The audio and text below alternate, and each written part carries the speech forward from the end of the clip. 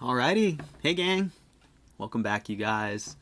Another episode of Stove Chat, another Wednesday. How you guys doing? Having a good Wednesday, I hope. Having a good week. Welcome. So hope you all are here. Hey, all right. There's a tech or a chat already. Belgian Gulch, great to see you. Oh, it looks like I got a good stream status already, you guys. It's working. We're up and running. Right on. Great to see you guys. All right. Hope everyone's having a great week. Oh, Manny the Sea Cow. How you doing, my friend? Great to see you, man. Aloha. Wish I was where you are. David Swanson, hello. No, Manny, no coffee. I gave that up as well. Just water these days.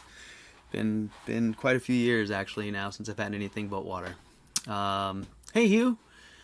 Nice to see you. Tall Shadow. All right. And Mark, welcome. All right, glad to hear we got a good stream going out there.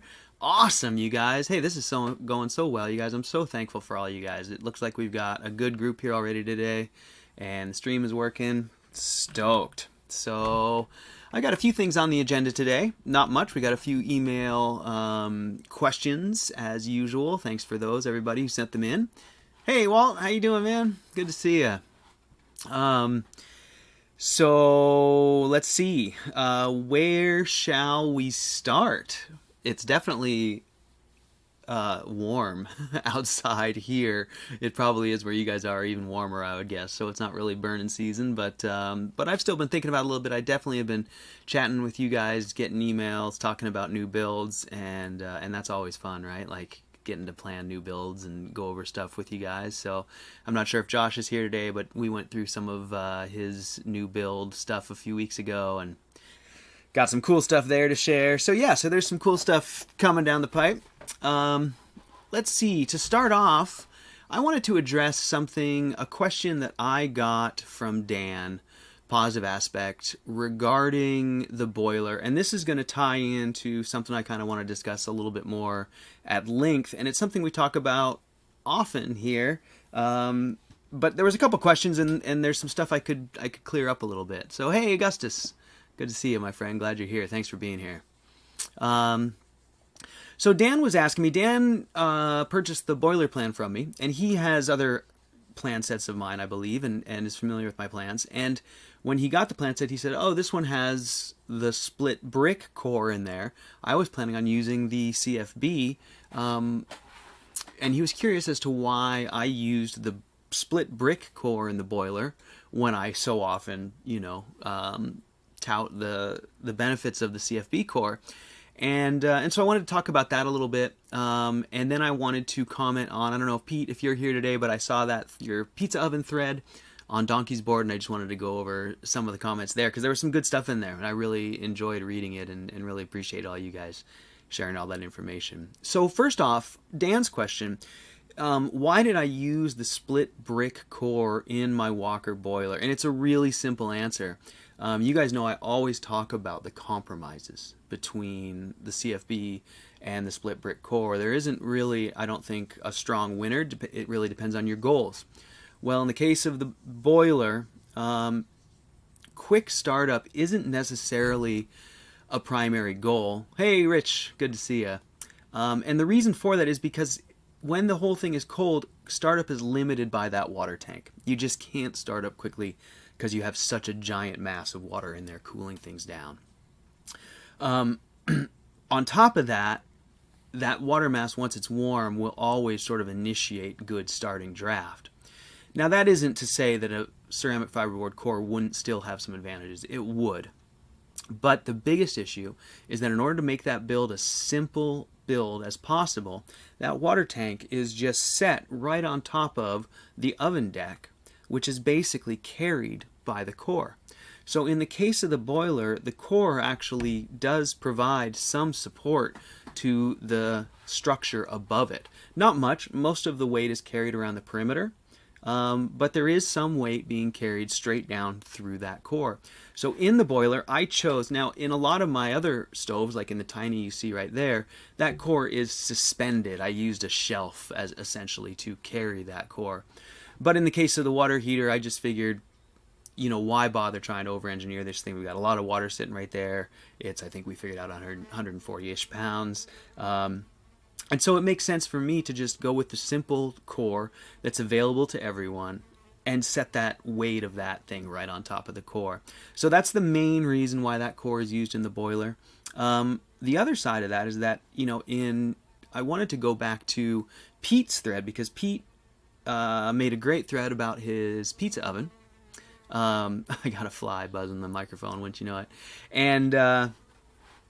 And he was talking about the internal materials. He's got the ceramic fiber board, and I think that he may have started that thread before he found those perfect barbecue grates. But Joseph Crawley came in and said, hey, for something like that, you'd be wise to use ceramic or to use split brick for the firebox for protection. And then they had some back and forth, and Joseph kind of wrapped that whole conversation up with saying, well, my understanding was Matt just felt like the non-insulated core became an issue on reloading, subsequent reloads. And I just wanted to say that Joseph's sort of summary of my goals there and my reasoning was exactly right. There was another comment in there, I think Ronyan maybe said, I thought Matt's core doesn't work without insulated firebox. And, I said that a long time ago, and I still maintain that, but I maintain that none of the cores work.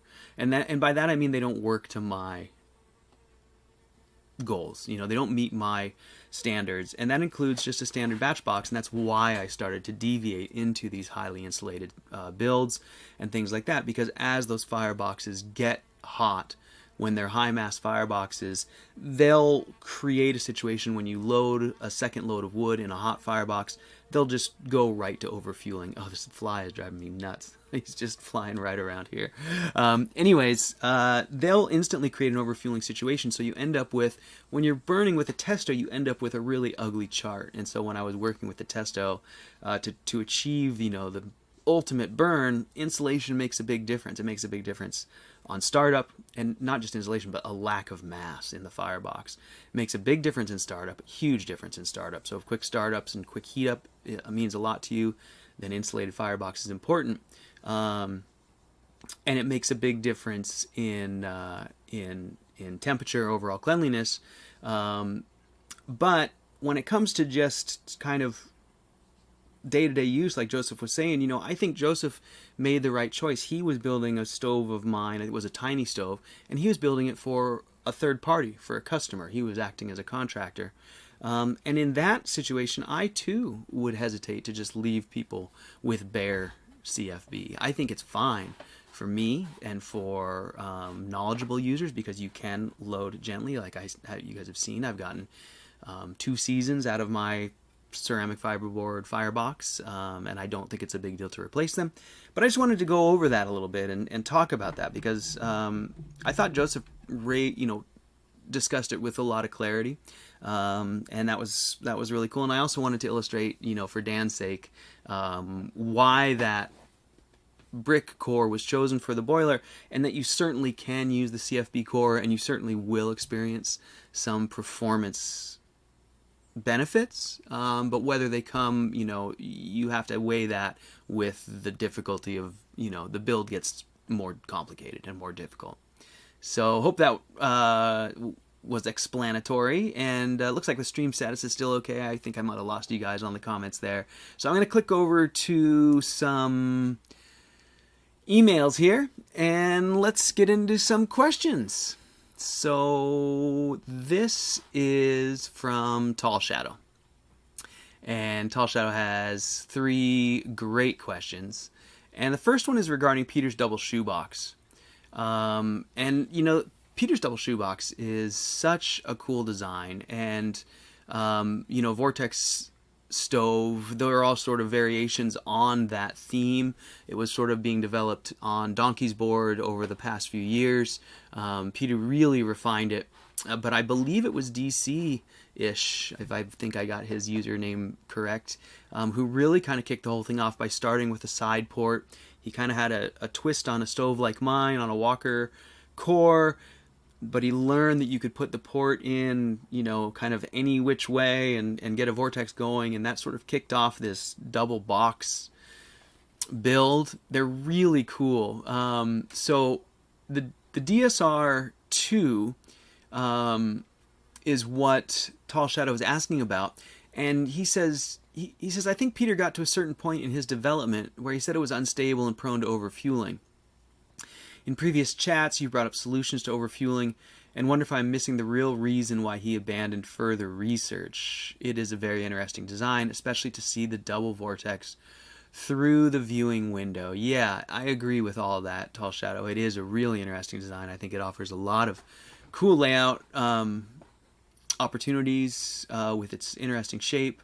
The overfueling thing is one that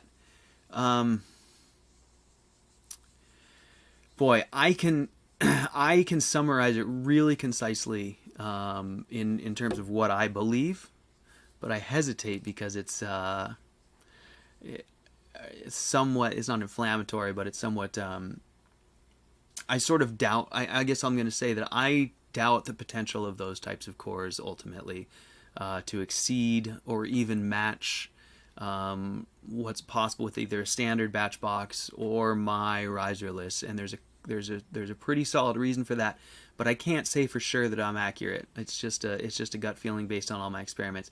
Here's what I think, and I've actually talked to Pat Amos about this at length. We've had this conversation before, so so this has definitely been a theory of mine for quite some time, actually going back to when Pablo Cruz, dip netting. Nice, dude. I've been getting into dip netting. We got smelt season coming up here. Man, I love those oily little guys. They're going to be running here pretty quick. I wonder what you're dip netting for. Let me know. I love those little things.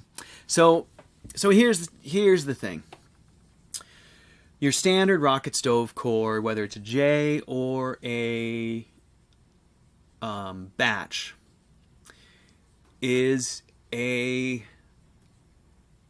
departure from traditional wood burning designs in one,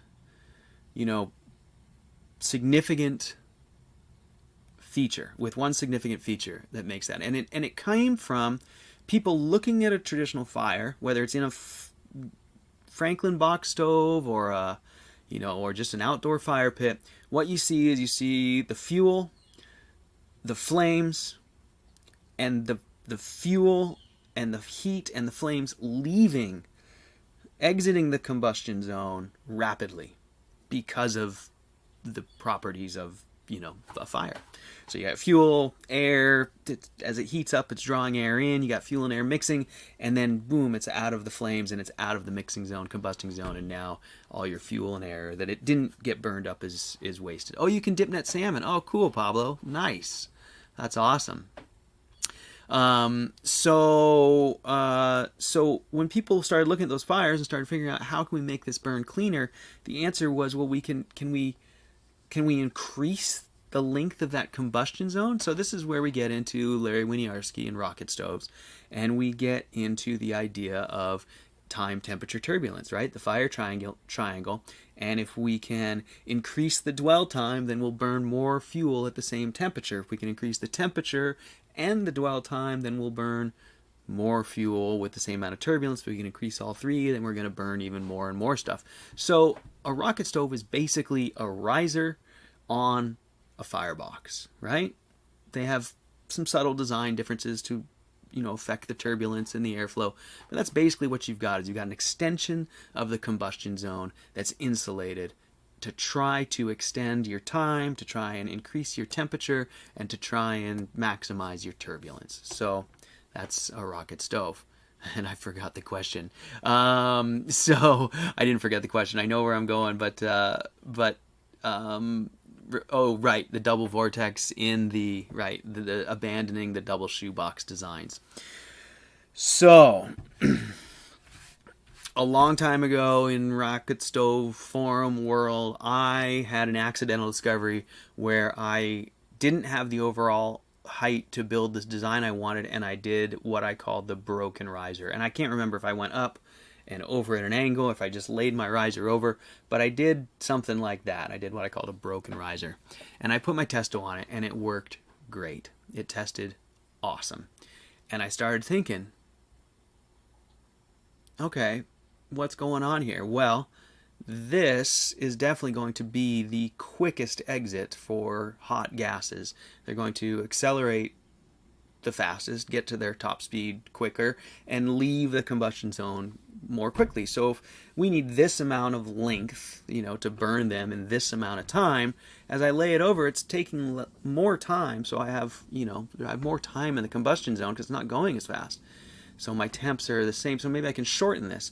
And that pretty much, you just got to lay that thing all the way over and wrap it around, and then you have my walkerless, or my riserless, my walker riserless core. So in other words, by taking that flame path and laying it aside, away from vertical, the farther you go from vertical, the slower things go trying to escape, so you get a little more time. And then you just have a delicate balance of trying to match that with a draft after it to draw enough to keep the combustion, the secondary thing going, and it's all a delicate balancing act.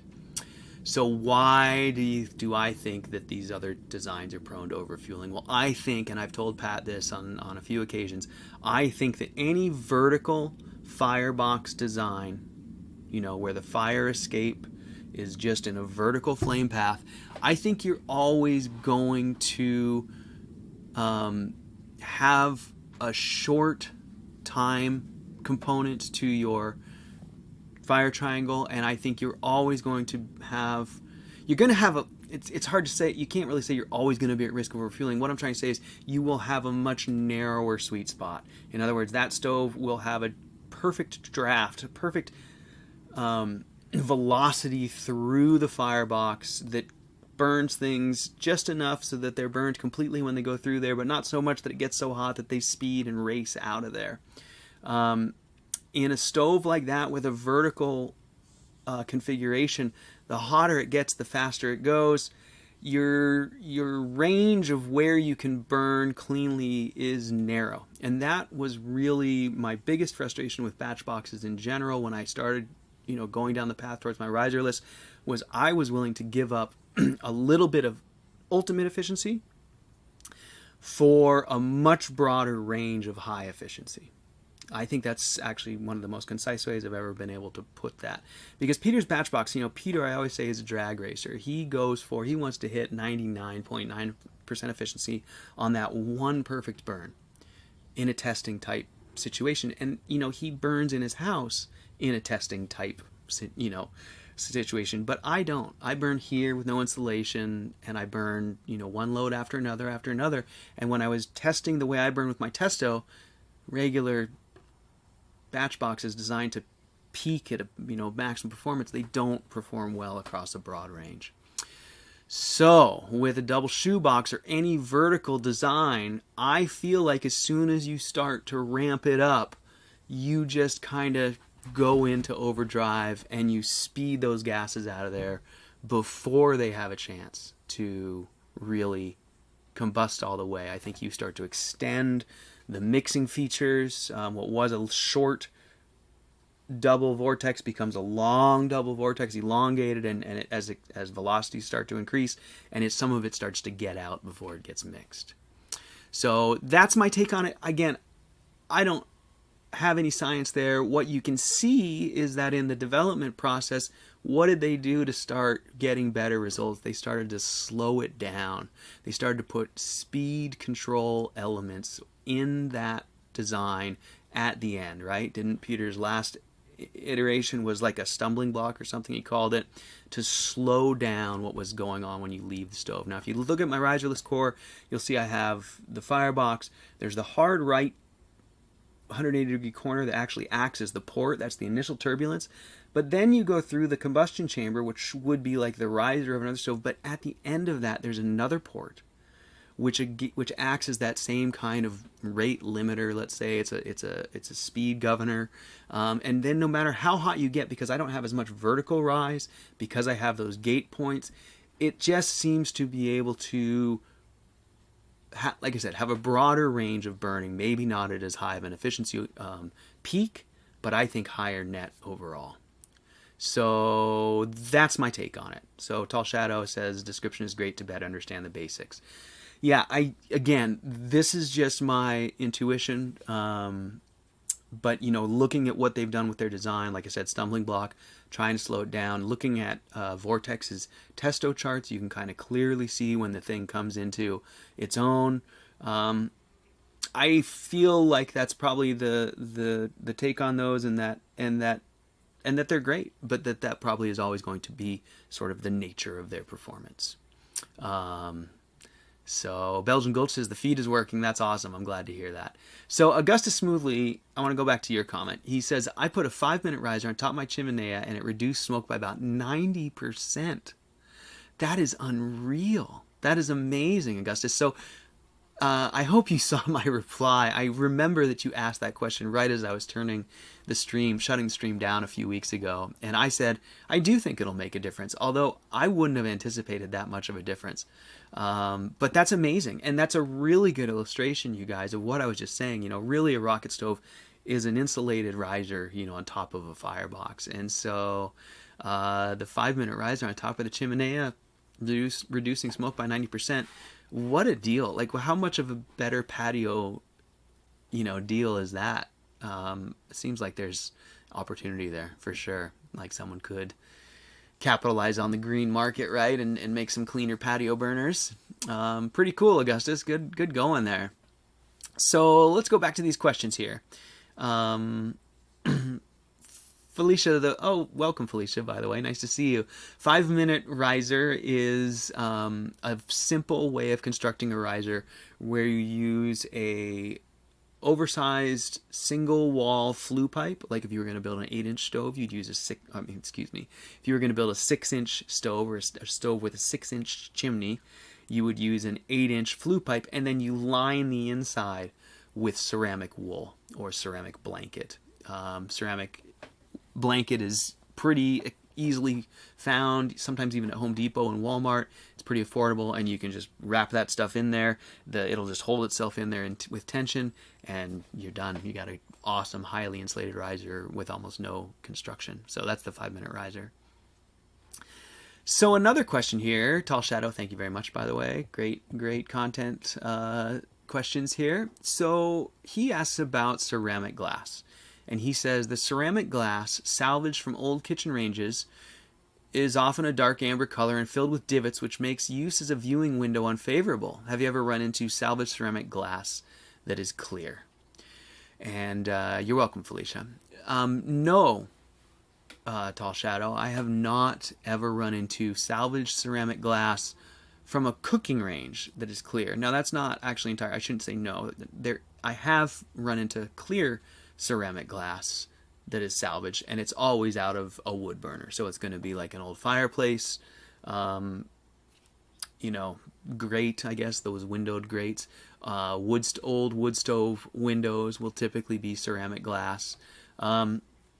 The kitchen range ones, you sometimes get them where the part where the burner is opaque, like less blocked out than the part with the divots. It's not perfectly clear, but you actually can see a pretty nice glow there. I still actually think they're worth putting in certain places. It wouldn't be as good of a viewing window, but you get a really nice orange glow and you get a lot of radiant heat out of them. Actually, a ton. So they make really good radiators. Aside from that, for salvaged ceramic glass, like I said, wood stove doors. But really, I think if you want a clear viewing window, your best bet is probably just to go buy a piece of Robax ceramic glass. You can usually find reasonably sized pieces on eBay for $50 probably for a pretty good size one. To me, that's worth the cost of admission if you want a really nice viewing window. The flip side of that, Tall Shadow, and I need to remind you, is that any viewing glass that's inside the combustion core, where you're looking at the vortex, you'll know that I did that in my original Walker full cook stove, and it doesn't take very long before it's kind of permanently etched and not that clear anyway. I don't know what the mechanism is. We've speculated on it on the boards a little bit. I believe it's chemical. But whatever it is, eventually you end up with it's not quite as badly divoted as the cooktop bottoms, but it becomes like a fogged etched window. So it's not very long before it's not crystal clear. Now, I think you could probably polish that out if you were really anal. But that's, the deal is that I don't know that you're ever going to have a really clear window for very long, I guess is what I'm trying to say.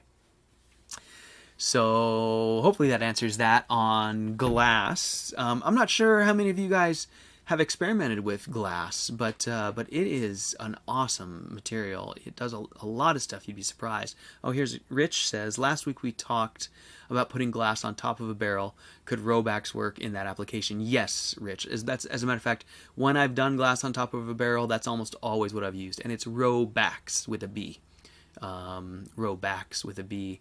And yeah, it works great in that application. If you go back to the old Permies threads of Peter and I building that 8-inch batch box at one of the workshops, we used a large piece of that same material for that glass top over the top of that Firebox. It works really well. And David says, yes, etched in about a day or two, but still nice frosted appearance. Yeah, exactly, David. That's. Thank you for the confirmation. Sometimes I'm like, was that just my experience? Or no, I'm pretty sure that's just how it goes. And you can get in there with the wet newspaper and some wet ash and polish it up a little bit, but it just kind of, you end up with a frosted appearance. And like you, David, I think that's fine. It does. It shows. He says even the etched frosted glass shows how clean it is burning, and I agree with that. So I think that's great.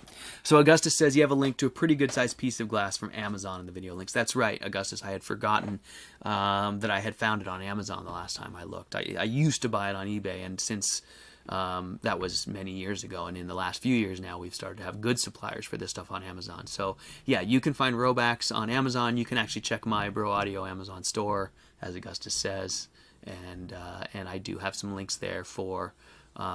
There's probably a link in the description of this video, actually, for glass. So, yeah, Augustus, that's a great question. Augustus says, what do you think about the sheets of mica that are sold pretty cheaply? So I think mica is super cool. Like, it's the original fire window, right, from the coal burning days. You can pretend to be a pioneer, and I think it's really cool. It's relatively affordable. It's the same thing as we just talked about, as I was describing with the cooktop glass, in the sense that all you're really going to do is get the sense of a fire behind there. You'll see the orange glow and sort of the moving light behind there, but it's opaque. It's definitely not a window. I'll put it that way. It's a transparency or whatever you want to call it. So I think it's really cool. But if you really want to see the fire, it won't do it. It would, like I say, it'd be about the same as a salvaged cooktop, which my salvaged cooktop, the one on top of that stove right there, when I sleep in a loft right above it. So when that thing's cranking in the winter and I climb up there, I mean, the ceiling has like this orange glow, and I look down over it and I can see the double vortex through that cooktop. So they're definitely, you can see through them when the fire's raging behind them, and you can see shapes, but it's muted. It's like looking through a veil. So yeah, tall shadow, etched viewing window over time.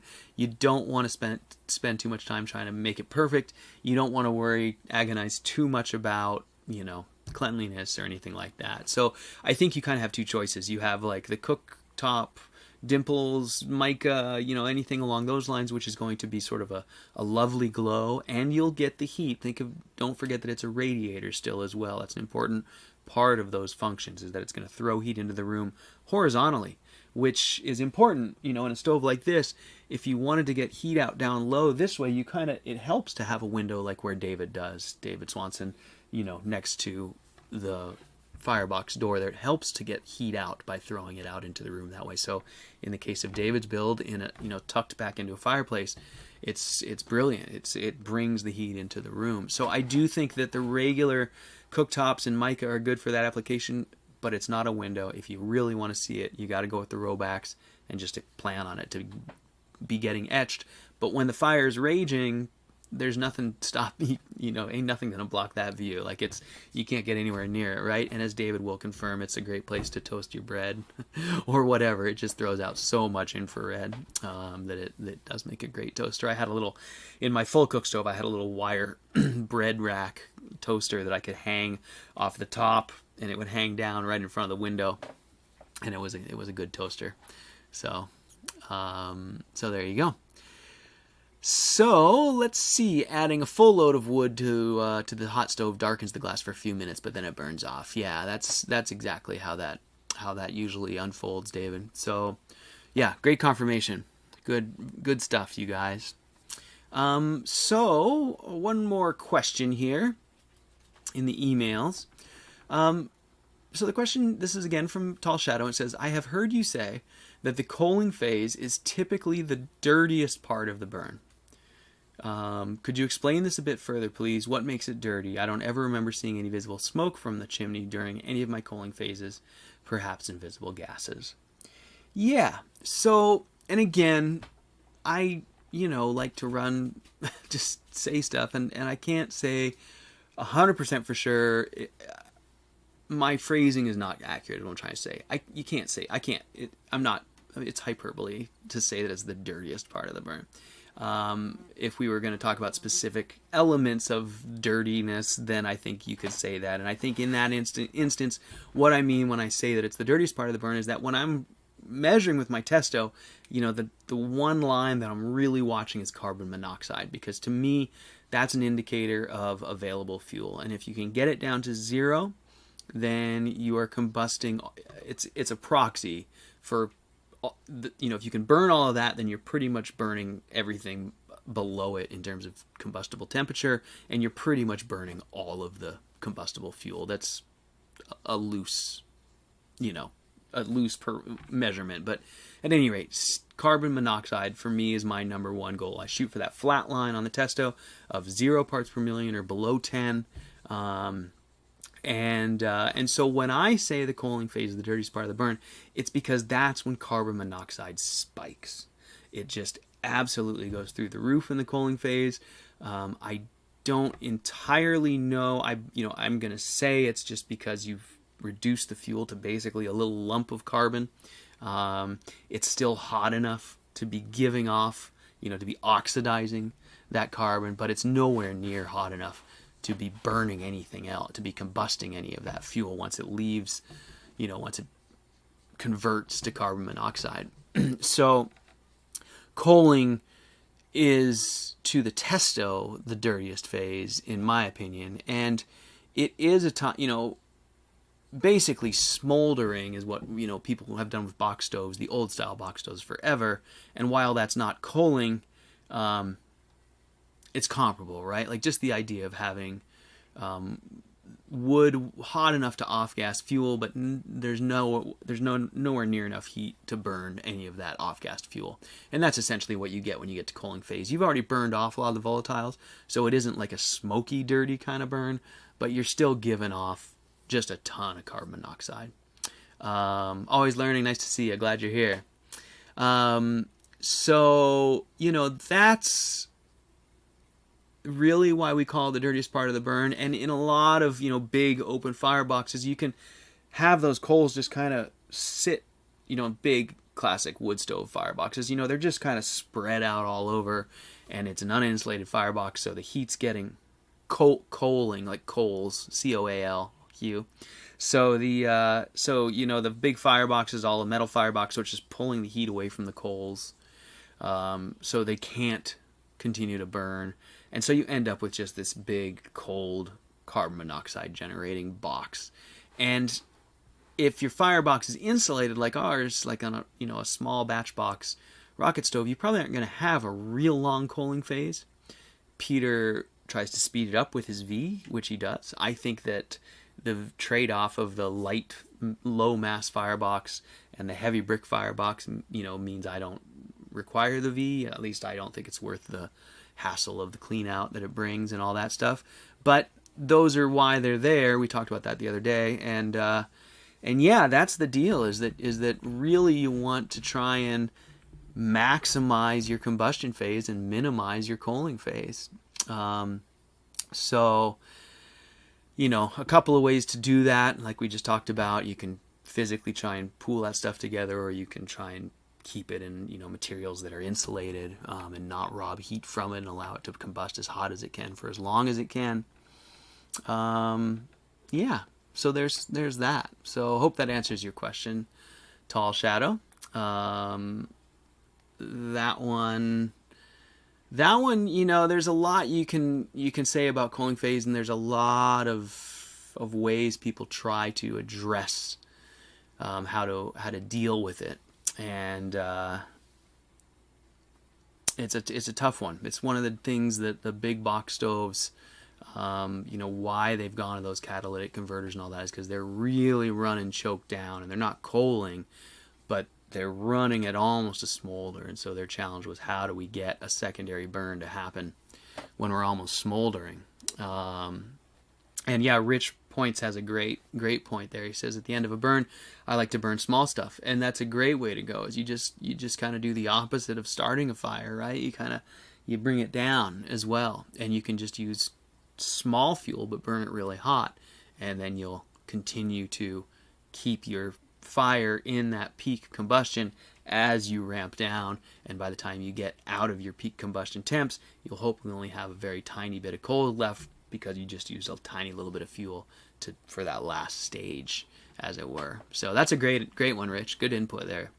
And Always Learning also says use smaller split wood for faster heat and burning, which is exactly right, and that's why we run rocket stoves. So we don't have big chunks of wood, kind of burning slowly and smoldering and turning into coals. That's the whole idea. So yeah, great question there, you guys. That's exactly right there. And Rich, good input. Small stuff.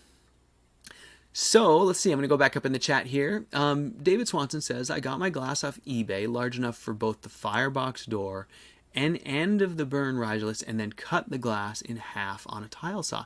Yeah, that's really interesting that you were able to find a piece that was that large, David, because I know you have an 8-inch stove, so that piece must have been like 24 by 12 or something like that. That's a nice large piece. That's great. And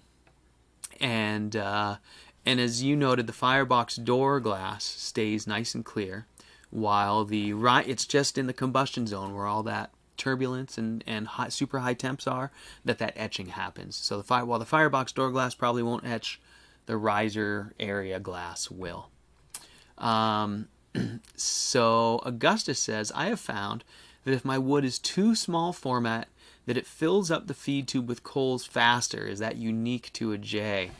Yeah, well, it's unique to... It is definitely something that J's struggle with just due to the nature of their layout. You just are stacking, right on top of that coal bed, and as that coal bed rises, you sort of essentially get a smaller stove. Your burn tunnel is shrinking. Yeah, Tall Shadow, you're welcome. So it's kind of unique to a J, but Augustus, it's mostly unique to just small fuel, one, the format, and B, the type of fuel. So, I think you're on the East Coast. I wonder if you're talking about oak or another typical hardwood, because they're just notoriously bad for coal buildup.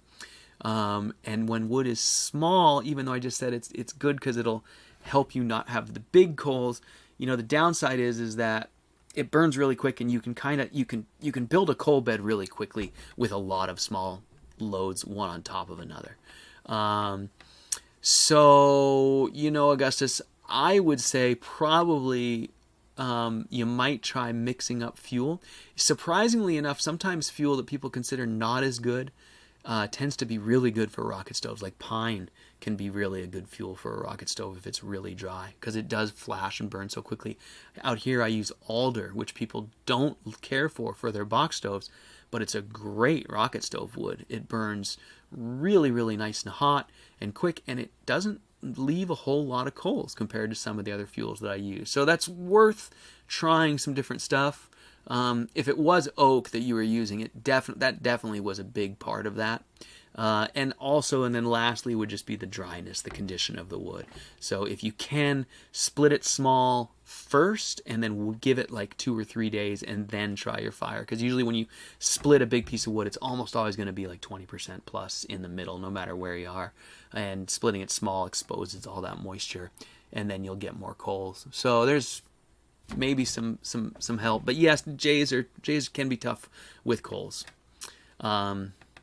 So David Swanson says, since I'm using mine as a furnace, once hot, I reload with full pieces, darkens the combustion glass for a little while, but cleans up. Yeah, yeah, and that's what I do too, David, for sure. I tend to ramp up the size of my fuel as I go through the burn and go through the day. I mean, there's a flip side to the smaller fuel, and that is that you can have overfueling right when you load. So, I think Rich's deal of sort of tapering this thing down is a good way to go. But if you always burn small wood, you kind of need to vary your wood size as your fire changes conditions. If you're operating it, properly, then you will be using different sizes of size of wood at different times. I mean, obviously, right? We all use kindling and full burn pieces, but that kind of, there's more range there than I think just those two. So, Rich says, we have red pine. I've never been able to burn it clean. Thick black smoke, even at high temps. So, Rich, yeah, some pine is just too pitchy. And is always going to create an overfuel situation no matter what. Like, put a little stick in there, and that pitch is just going to overload your, the air that you're supplying to your combustion area, and you'll end up with unburned fuel out the chimney. What I like to do with pine is mix it. Like just use one of those little pitchy pieces in the mix with some other stuff that maybe isn't burning as well, and sometimes you can find a balance there. But pine's, I shouldn't have said pine. I use it as an example because we can kind of burn it, whereas in your box stove, you're just going to probably burn your house down with a chimney fire. It's not always that bad, but the risks are pretty high with a box stove. For us, our stoves tend to like to run at full throttle, so pine is acceptable. But yeah, it comes with some downfalls. Definitely a lot of pitch. Definitely a lot of potential for fire and danger with popping and things like that. I don't recommend it, but I've had pine blow over in my yard, and I've suffered through the year with it.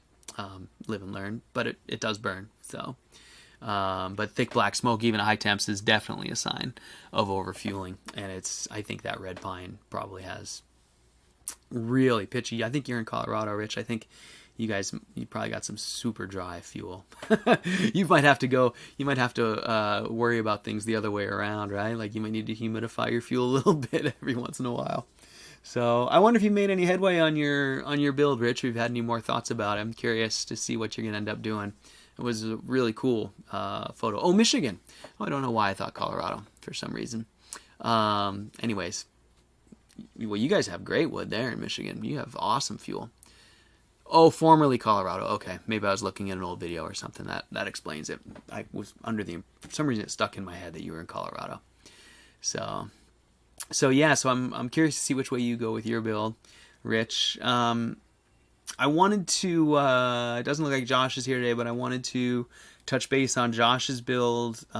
Really cool build coming up that I hopefully will get a chance to talk about. What I really like about it is that he's building, the stove as his staircase, basically. The bell, basically, the body of the stove forms this staircase in his home, and it's got some really interesting challenges, trying to build the treads and isolate all that stuff so that it's not floating when the temperatures change and cracking apart. But it's a really, really interesting bunch of challenges, and he's sent me some photos. He's off to a really, really good start. The build looks really interesting, and I think we're gonna have a lot of fun talking about it as he gets a little farther into it. But I want to make sure I get with him before I share any of that stuff with you. I didn't ask him about sharing the photos inside his home, so we'll do that next time. But it's a really cool build. I actually, I haven't seen really anyone else incorporate, the stove so significantly into the home and the way he's doing, and it's going to be really interesting to look at. So Rich says he just scored a truckload of clay this morning. Rich, that's awesome. That's always fun when you get your materials piling up and you're getting ready. So it sounds like you've got some plans going. That actually brings me to one more question that I got via email this week that I just remembered. And this question was about clay. And it was from my old friend Ray Dudley. And I don't know if Ray's watching this, but Ray's out there in New Hampshire. And he's got an awesome big mud stove, and he sent me an email and says, I'm going to do some work on the stove, and he says, can I use potter's clay to make my cob? And I thought that was a great question, and I just wanted to illustrate a little bit the different types of clay and properties. So you guys know, often I'll use my fire clay. I like it a lot because it comes powdered. It's just really easy to work with. I can mix it in powdered into my sand mix, whatever it is I'm using, whether it's sand and straw, and it's easy to mix and then add the moisture, and you can get that clay mixed all throughout the sand nice and evenly, fairly easily. If the clay, a lot of the potter's clay I've seen comes in blocks, right? Like it's clay, it's not powder. Clay blocks. That can be really hard to get to break down enough to mix into your sand. So it makes a great cob, but there's a lot of work involved in getting from point A to point B. If you're starting with just the purest pure clay, a lot of times you have to shave it or grate it or something to try to get it, so you can disperse it throughout your sand, so it can be tough. And Rich, I'm talking about all this because it brings me up to you saying I just scored a truckload of clay this morning, and honestly, I've kind of come around. I love using pure clay and sand like my fire clay when I'm making small batches because it's so clean and easy. But to be honest, the way the stuff comes out of the ground is almost always better, easier. You'll go farther faster, and even when it's subpar, it usually just works fine. As long as you have some clay in there, as long as you can do the test and make a ball. Usually, if you're just trying to fill volume, if you're not doing top dressing or any particular shapes, if you're just trying to, it's a lot easier to just go find some clay soil, dig it up and throw it in your truck or in buckets or in a tarp or whatever, than it is to break down nice, pure clay. So you'll have a big chunk of pure clay and you think, this is awesome, I'm going to make the best cob, and you will just spend hours trying to get it there. So pure clay is really nice to make clean cob for top coats, plasters, it's anywhere where you're going to be really detail oriented. But otherwise, I think you're probably ahead of the game just going out and finding. If you're doing big, fill in, like Rich is going to do, filling in his bench, I think you're better just going out and using found materials. I do. I for the most part, they save you a ton of work, and they usually have a pretty good ratio. You can, as long as you look around, play with some clay balls, you can find a decent ratio of clay. Most anywhere. Now, if you do have to make some, of course, there's a lot of different soils and methods to do it. If you actually don't have clay, I say just get some powdered fire clay. I think that it's super easy and it makes a really nice cob. So there's that question. And Rich, so I'm really interested to see what you do with all that clay. That's going to be really fun to see. So what else? How's everyone else doing? Anyone else got any questions? Can I help you with your build or any questions that you've got going? Hugh, did you have something? It seemed like our last dialogue, there was something that you were asking about your new build, and now I don't remember. So, well, we've been going for, could I speak to why just sand doesn't work in the mass? Yeah, Rich, absolutely. It's a great question. It's an easy one to answer. It's just because it's as much airspace as it is sand, and it's trapped airspace. So it's an excellent insulator. Think of going to the beach or the sand dunes, right? What happens when you step out on that hot sand barefoot? What do you do to get away from it? You dig your feet down in the sand, right? And it's cool, like right underneath there. Like the top of the sand can be blazing hot, burn the crap out of your feet, and you just scuffle your feet down 3 inches, and it's like, usually it's moist and cool and damp, like dramatically different, and in a little layer of sand. And the reason for that is because the layer underneath is full of water. And so the layer underneath that's full of water, acts as thermal mass. But the top part gets hot and dries out, and so all of the dry sand that's on top until you hit that moist sand is just insulation. So that's the deal. And gravel is just big sand. And so while gravel, it's hard to wrap your head around it. You look at it, you go, gotta be great mass, but it's not. It's just got a bunch of trapped airspace in there, probably equal to its mass. And so it ends up actually being a great insulator. So hopefully that answers your question, Rich. Augustus, man, you're relentless with those donations. Thank you so much. I really appreciate it. Means a lot to me, man. Thank you. And everybody, thank you guys all so much for being here. I can't tell you how much it means to have your support and to have you guys here every week with these awesome talks and questions. It just, these are going great, and I really appreciate it. So I do hope to bring in some more features and people and stuff like that, but I think we're just gonna cruise through the summer here, you guys, because partly I don't want to put anything on my schedule for August because I've been stuck at home and I'm hoping to go somewhere. And then as we get into fire burning season, I'm hoping to kind of ramp this thing up. You guys know we've just been sort of working on building this stove chat into a weekly feature. I've got my internet sort of worked out for now, at least as far as I think we can go until I get Starlink going. But I'm kind of we're cruising through the summer here, getting this thing built up, and I hope to, continue along at this rate. And then as we get into September, hopefully we'll start to get, more people coming along, and hopefully more people building. I mean, I just don't expect people to be thinking about stoves right now, except for all of us crazy stove heads. But as we roll into fall, I think we'll probably pick up a little bit, and there'll be more, interesting folks that we can have on for chats and stuff like that. So just want to say thank you guys. I really appreciate you guys have been helping me build this into a really, really nice Wednesday deal, and I really, really appreciate it. So I'm going to go back to the chat here, and then we'll wrap it up. So Hugh says supposed to be oven questions. I'll have a few. I see. Have a few oven questions. Okay, Hugh, we'll get to your oven questions. That's right. I remember that is what you were asking about.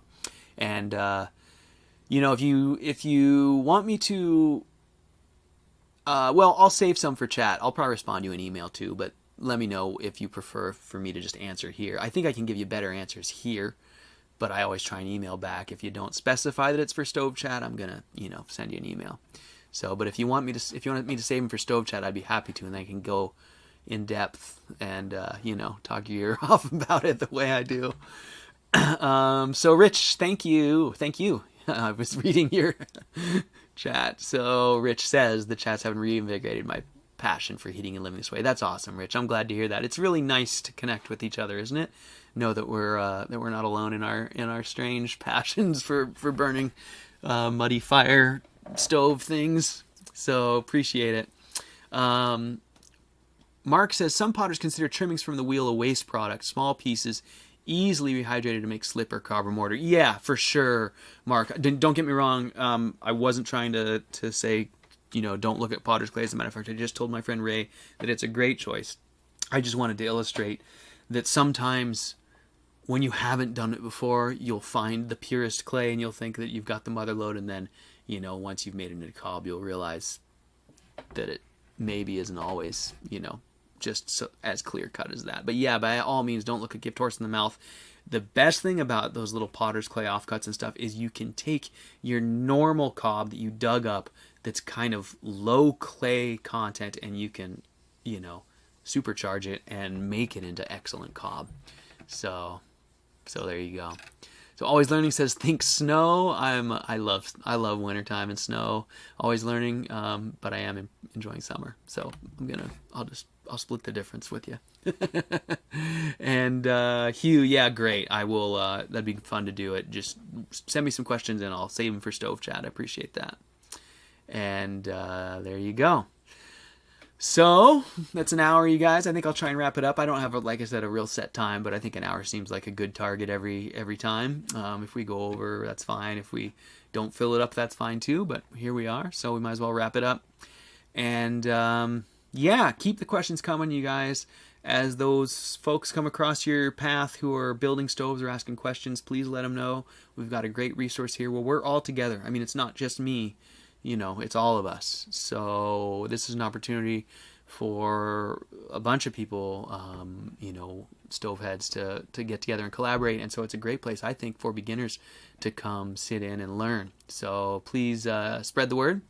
And thanks, you guys. I'm going to hit the outgoing video. And I hope you guys have a great week. And let's do it again next week. I'll be here next week, Wednesday, 11 o'clock. See you guys then. Have an awesome week, you guys.